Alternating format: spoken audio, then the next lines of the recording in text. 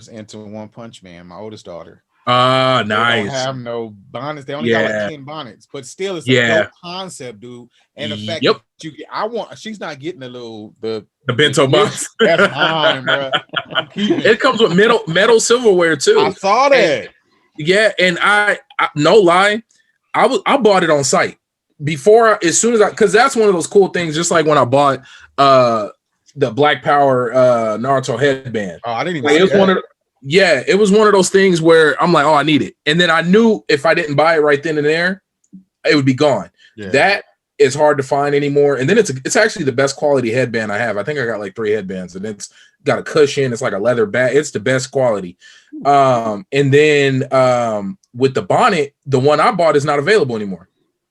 Yeah, so if I would when I was on there yesterday, I saw it. Yeah, if I would have waited, it would have been gone. It's just when it comes to cool niche stuff like that, especially if I got the bread to get it right there, I get it. I'm like, I apologize to the wife, put the order in, and like not because you don't want to miss, like, that's dope. And then it's a good bonnet. Like I need it. It's dope. Talking about missing out on shit. So like 2 years, my homeboy Ed found a vintage Voltron.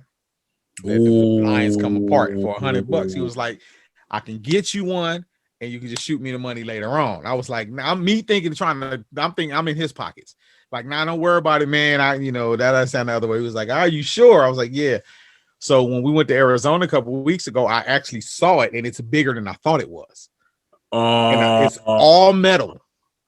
Oh, that thing's easy. Like 800 now, huh? Thank you. Easy. So as soon as you said metal, die-cast metal, oh, that's a wrap. and it's not like the die-cast metal one from back when I was a kid, because that one had the little they used tabs instead of screws for the joints. Yeah.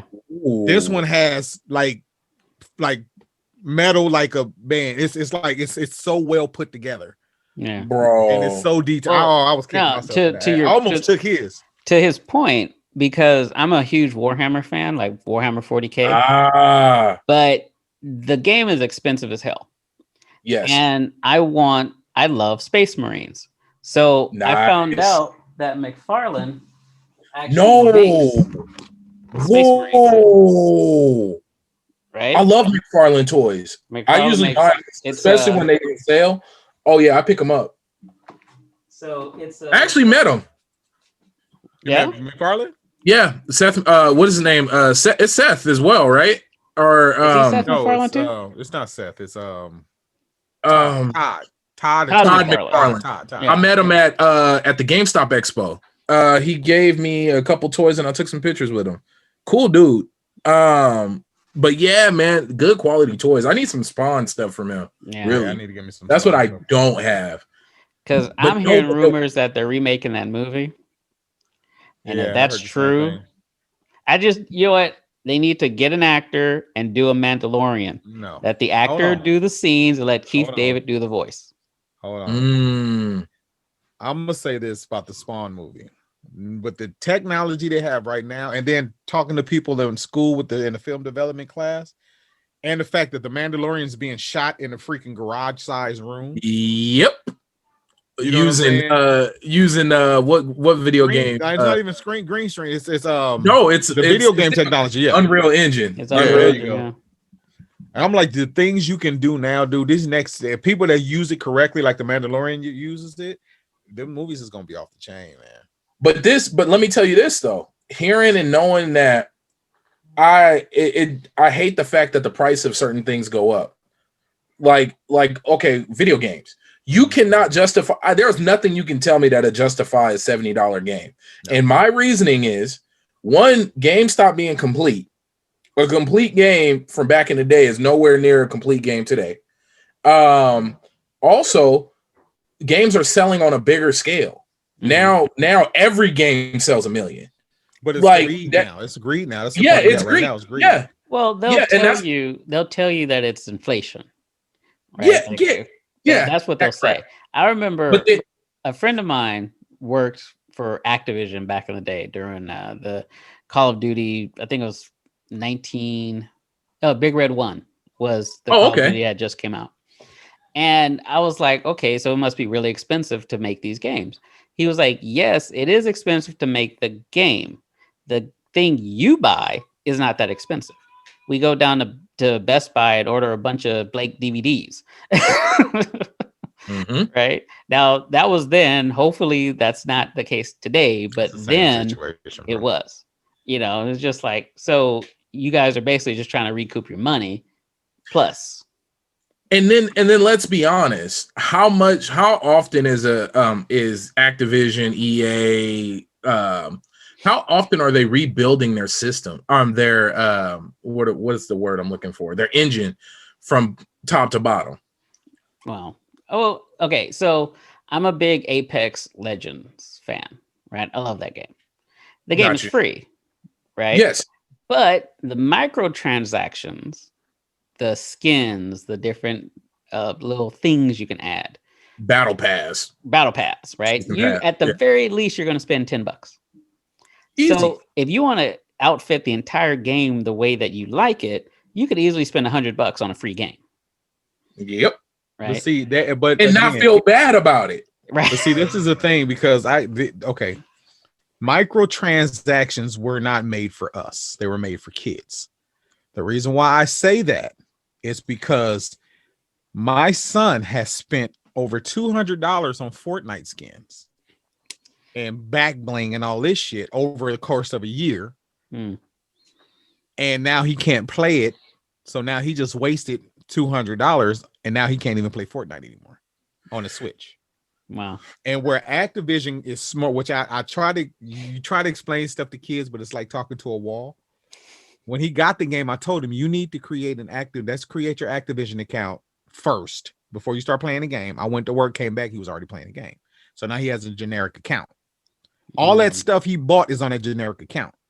Oh, so when you travel, thank you. So when you get your other system or whatever and stuff, you can't even pull all that stuff you bought to the character with your actual information on it. That's you got to rebuy everything. Wow. That's but again, the microtransaction system, the way it's built now, before, like when we were playing Battlefront 2, and they had the little microtransaction thing, whatever stuff, that was kind of like you would save your coins up to get certain stuff, but they would give you all duplicate bullshit. When they started making the physical money in games, it was like, okay, especially Call of Duty did it the best to me, even though it's still messed up, but they did it the best, because with the battle pass they have now, you can actually jump from tier 20 where you start all the way to tier 155 if you're willing to spend the money. Okay. And you don't have to grind to get all those blueprints and skins and stuff. The first game I ever played that had, I guess, what you could consider microtransactions was probably World of Warcraft, where you could buy a mount, some type of armor piece or whatever that you would otherwise have to grind out in the game to get. You could just pay $20 and here you go. Right. And see, but that's what I'm saying. That's what bothers me about microtransactions. The fact that I'm a grinder. I will ride this game out and try my damnedest to get to the end of that battle pass one step at a time. And you got cats when the battle pass came out today, everybody's already 155. Right. You feel me? And I'm just like, I know you cats about that battle pass. Yep. And you know what? You know what's so crazy about it? I think initially, mobile game. I'm gonna be real with you. It was actually adults. This was all tailored to gambling. Yeah. You heard that. Yeah, this is exactly what it was tailored to, because you got to remember who really started all this. It was mobile games. It was not Bejeweled. Candy Crush. Oh, I'm sorry. Candy Crush was the true origin of all of this. Well, Candy Crush, and people don't talk about it anymore, but Farmville. Yes. Farmville was nothing right but now. microtransactions. We're playing. What's that game that we play? Me and my wife play. It's Township. And I swear she spent $2.99. Our cell phone bill is additional $30 or $40 a month every month because she buys stuff on games. And it's so easy to click it. You ain't got to pay it right now. It's so easy to click it, charge your cell phone. Oh, I'm gonna say this on a whole different note. Do you plan on streaming Cyberpunk? Yes. create your character because you have a PG stream, right? No. Oh, good. Okay, because they have penis size. Yeah. Rosters. I'm watching roster. He's doing his right now, though. He got the whole slang and everything up right now. And it's all on screen.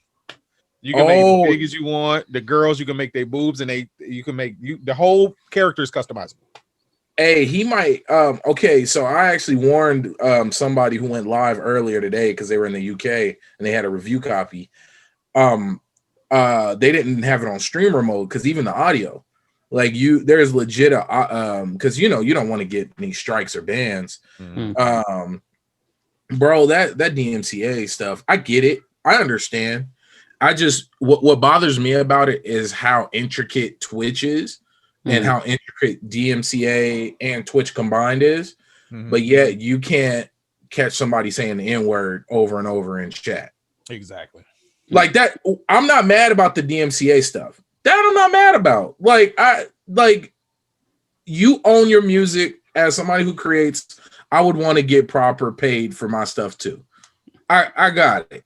But knowing how the fact I've seen people get, this dude got a strike and got his channel closed because he was doing a live chat and walked past the store and a piece of a song audio bounced out of the door of the store and hit his mic. Yep, I've heard about it. I was at a conference and they were live streaming. It was the last Bitcoin conference, and they were live stream. They were just playing music because we were between speakers, right?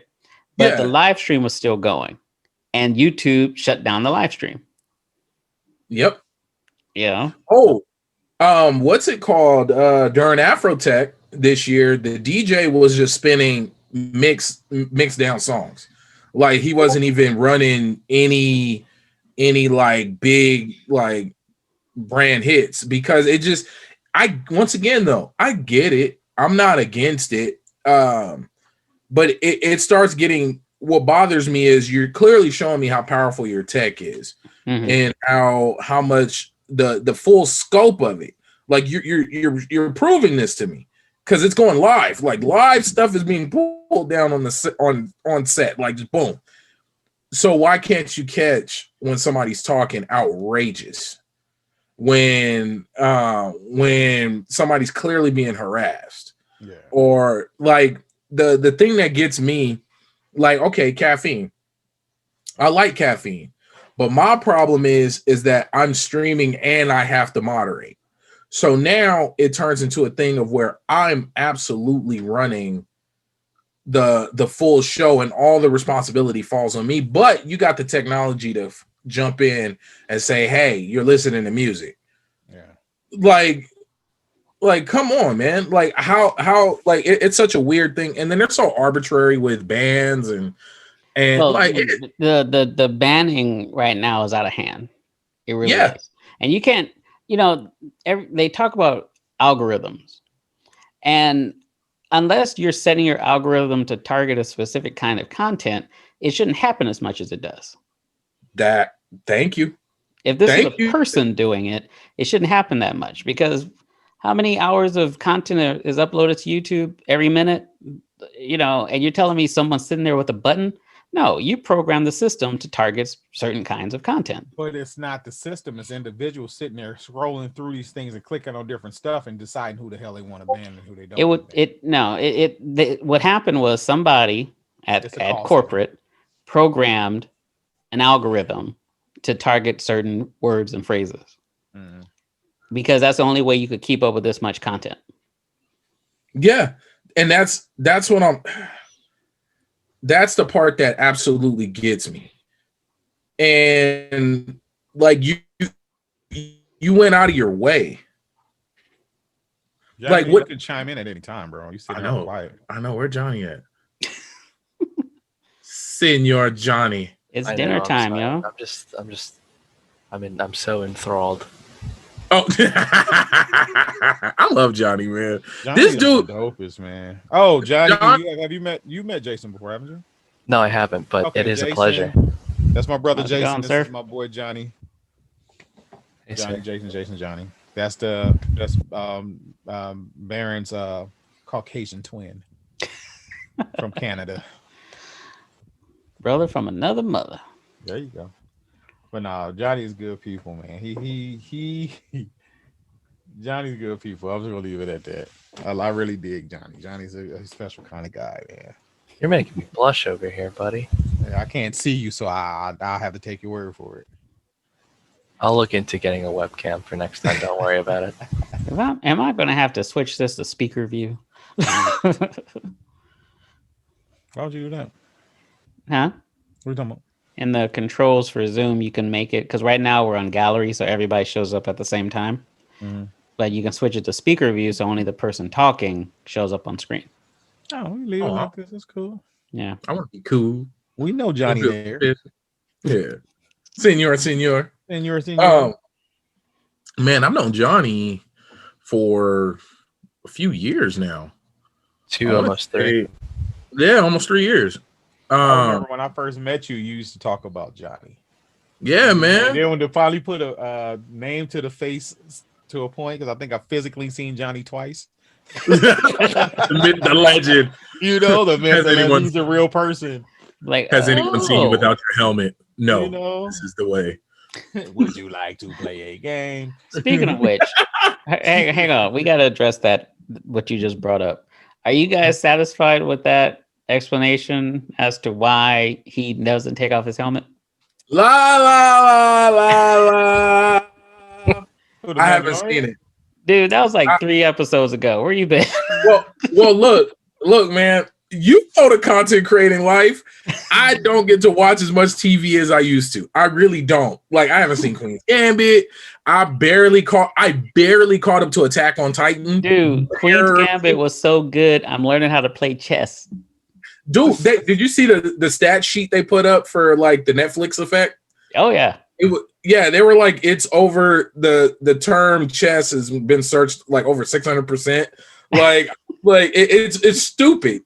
They're selling out of chess pieces. To show you how bad it is, I get ads for chess websites now. I get for buying chess sets. That stuff's coming through my phone now. Yeah. Dang. I love it. No, I don't get to watch TV like I used to. It's usually replaced with sleep or crying. It's like, well, hopefully not too much crying. Right, not too much, more sleep. But no, it's so wild, man. And then I try to do the whole husband family thing, and we got shows we watch together. Mm-hmm. And that's a whole why it's taking me so long to catch up on the Mandalorian. I'll be waiting on my wife, and it'll be the new one comes out that we watched the one from last week, and I'm pissed. Oh, anyway. All right. Yeah. We just binge watched all 5 seasons of Greenleaf. Ooh. And I don't know how I feel about church anymore. You know what's so sad?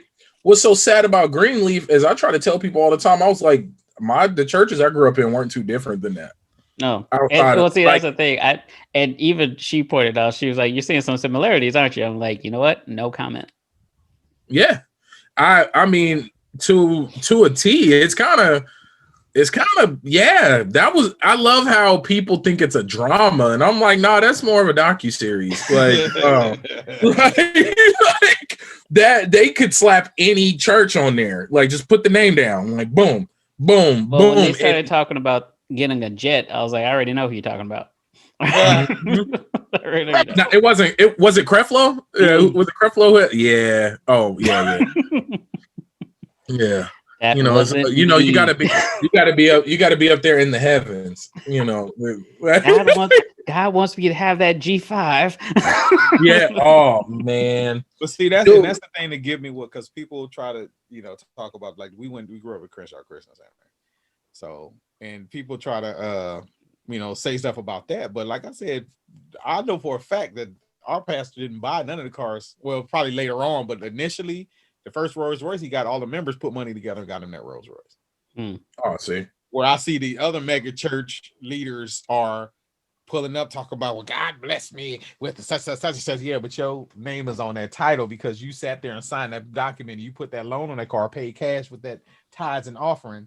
You feel me? So, well, despite what people may think, stuff just doesn't materialize out of thin air. It comes from somebody. Preach. You know, it's I don't tell this story too often. I've been approached twice by random elder black women. Why aren't you in the church? Why aren't you preaching? You got an energy, a spirit about you. And I was like, because I'd make too much money. I look them square in their face, and I say it. I would make way too much money. Let me tell you exactly what I would do. The first thing I would do is I would start a digital church. Now, thinking now, in terms of now, it'd be a digital church, and our nonprofit, would definitely open up halfway houses to bring people over to the Lord.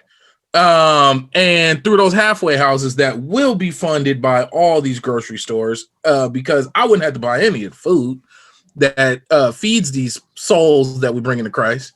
It would be funded by what are those grocery stores? Trader Joe's. They'd be eating the best, you know, because you got to have good food from the earth that God brought to us. And you're sitting here and you're feeding the people. And through all of this, I'm getting state money because, of course, we're getting grants. And through those grants, we got to pay the employees. And of course, outside of me being, look, bro, I would make, and then I would start a streaming service, a safe streaming service for the Christian ears.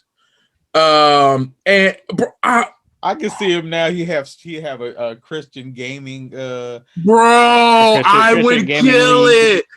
Bro, sticks for Christ. Sticks for Christ. It's a dude, bro. This is why I couldn't do it. It's too much money. I actually went to school with a lot of people who became semi-prominent pastors. Like, it wouldn't shock me. Like, legit, a whole generation of us. They all are doing very well across the country, and it wouldn't shock me if the next 10 years there are people you see on TV. Like, that's to that level. The one thing that I think hurts a lot of churches is the fact that they try to remove themselves too much from the world, and they do that, and it alienates people because they don't want to be bothered with them. Kids like gaming. Kids like music, and they particularly like music they can dance to. So don't run away from it. But okay, and I would be here to embrace it. Wait a minute. Pastor J67, yes. But see, this is the thing that where a lot of these I'd crash and burn so bad. These I would say white churches, the way that they are getting to their youth is by taking our raunchiest, ghettoist, hood rat songs and changing it from "Ho to Jesus." Actually, you know what? To that point, to that point. Yes, exactly. Twerk for Jesus. Exactly. Okay, now to that point, have you noticed that a lot of gospel songs sound like they could be on like R&B. Regular stations, like R&B stations? Exactly. But like they sound like they're talking to a woman or a man. Again, well, and you know why? Go ahead. Go ahead. You know who keeping the black church alive? The black woman. Yeah. That's why the music is tailored to them. Men don't, let's be real. I used to get dragged to church. And as a kid, I went to church because of the females. John's raising his hand too. I just never go. Hey, no, I don't go anymore. It actually, it's funny, Johnny, you say that. It bothers my mom. I refuse to go. That's one of the few things I look my mother in the face and say no to. Is I'm like, I'm not going. Like, there was a church I used to go to that I actively tithed to with an ED. I used to tithe to him on the regular because I like what they do in the community. Like, I have no issue. Church has its purpose. Some people need that. Some people truly need to be in that building, to be around those people like-minded, get that energy going and feel better connected to their God. And some people need that to get through the week. I have no problem with it. I don't need it. I never needed frats. I never needed cliques and groups. I've never, in any way, shape, or form, that's never been me. So to want to take my Sunday out, my one free day, to go sit up in a church and listen to a guy pass around a plate 2 or 3 times. Well, me, I'm a introvert since birth, so being around a large group of people does not make me feel comfortable at all. So Got you. Hey, no, and you know what's so crazy about that? I know I seem super social, but kiddo will tell you, my battery is small. Like I don't I can do this in spurts and then I'll go like after this I'll go pass out. Like it's my battery is very I'm a homebody at heart, so I feel you, bro. Like I didn't know I did not like crowds until I went to Comic-Con on a whim. Now, my wife didn't know. My wife did not know the extent of what Comic-Con was. So we got tickets and she was like, let's go. And I was like, oh, okay, of course. And I think we were there for like 2 hours max. He was like, I'm ready to go. Like, I was ready to go. She was, are you serious? I was like, I'm ready to go. Like, I do not want to be here anymore. So now knowing how I work, because I had to learn the hard way. Like I was legit. I was like, I'm getting stressed just thinking about it. I now get a hotel room. Like I make a big deal out of conferences now because I still like to go. That's how I get all my art. I love buying art. That's my thing. I'll get a hotel room near the conference. I will go and take a break. Like I'll be back. And I will go in the room, watch TV, decompress, and then get my energy up and then go back. Yeah, like I had to, it's crazy. I had to learn the hard way. Well, and, I remember we did that one year where we went to Disneyland. And we don't live that far from Disneyland, right? But, you know, sometimes you just need to take a break, leave, and come back. So what we did one time, because they used to do this 24-hour thing once a year. So what we did was we got a hotel room not too far away. And we just Ubered back to the hotel room and then Ubered back to Disneyland when we were ready to go. You know, but you have to take that break because you can't be around that many people that long. Well, let me see. It works different for me. Now, I can be in a room with one person or I can be in a room with 1,000 people. But my thing is I find a focal point. That focal point would keep me from getting stressed out in a large room of people. That's why even when I perform, I find somebody in the crowd to focus on and I rap to that person. Okay. Yeah, they say you should do that. I don't know nobody else is in a room until I'm done. Yeah. Or it'd be like 2 or 3 people where I know is feeling it and I focus all my attention on those people right there. Yeah. No, they say you should do that. They say, well, that's like with what we're doing right now. They say the best way to get comfortable on camera is to imagine you're talking to one person or just talking to yourself. Yeah, instead of thinking there's millions of people who are going to be watching this, because then you'll get self-conscious. Yep. Hey, no, during that Twitch event, I was nervous. I haven't been that nervous in a very long time. But you couldn't tell. You held it down, bro. You could not tell. You did a hell of a job. Thank you. Yeah, for those who didn't know, I was on the front page of Twitch for a bit. Nice. Thank you. That's definitely a resume builder. Right. But you know, it's I think the longer you do it, the more comfortable you get. And of course, once you start live streaming, something just fell. The more you do not edit that out. All right. Well, I'm gonna send it to Baron and let him use what he wants, and then we'll upload it after he gets done. Oh no, y'all have fun with it. Yeah. Just take my butt crack out. I think. Well, no, we're gonna. I don't think we recorded your butt crack. Actually, so we keep that. We gotta keep the butt crack. Yeah, we gotta keep the butt crack. All right, I guess just put a happy face over it. Now, I'm a fan of the edit button. Don't you worry. It's been podcasts we did before he edited stuff. I was like, wait a minute, I said something good right there. What happened to it? Yeah, he said something that would have got us a copyright strike is what he did.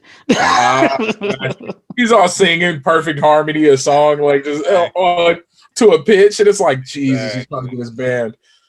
Hey, did you see that guy? I forgot what band he plays for, but he got struck and taken down, and it was his own music. I've heard of that happening. Well, it happened to him. Oh damn! Look, shit! It's bad. He's like, I'm not reporting myself. You know what? I found out what happened. I did not put in the description it was my music.